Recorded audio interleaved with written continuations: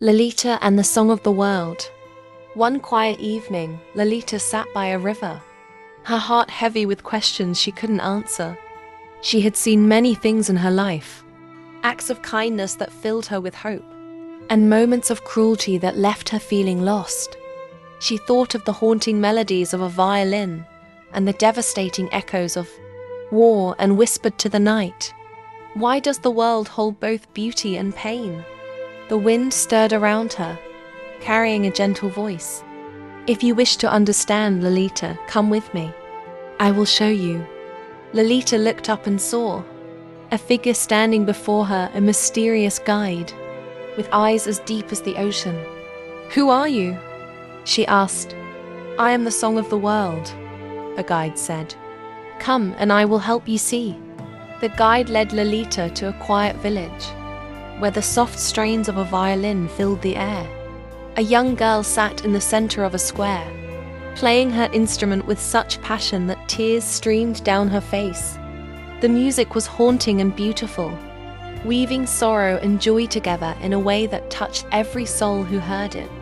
"This," said the guide, "is the beauty of creation. The violin sings of love, loss, and hope, binding people together in shared emotion. It reminds us that beauty can emerge even from pain." Lalita listened, her heart aching with the melody's depth. "But if music can bring so much connection and peace?" she asked. "Why does war exist?" The guide sighed.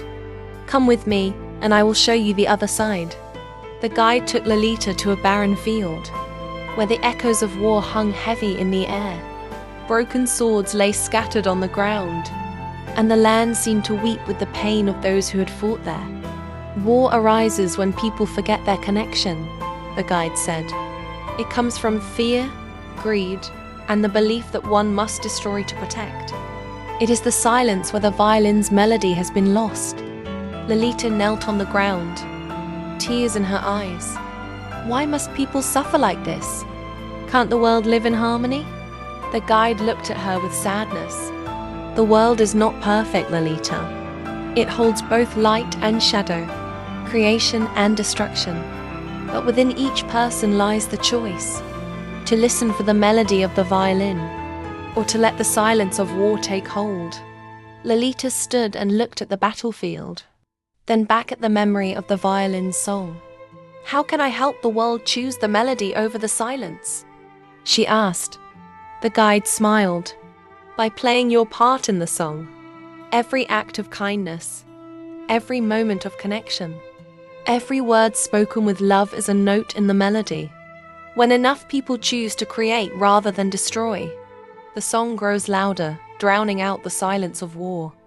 As Lalita returned to her village, she carried the weight of what she had seen. She couldn't erase the pain of the battlefield, nor could she silence the violin's song. But she understood now that the two existed together, and that it was up to each person to choose which one they would amplify. From that day forward, Lalita lived with purpose. She spoke words of peace, shared her light with others, and listened deeply to the melodies around her. And though she couldn't change the entire world, she realized that every small act of love and beauty was part of something greater, a song that would echo for generations.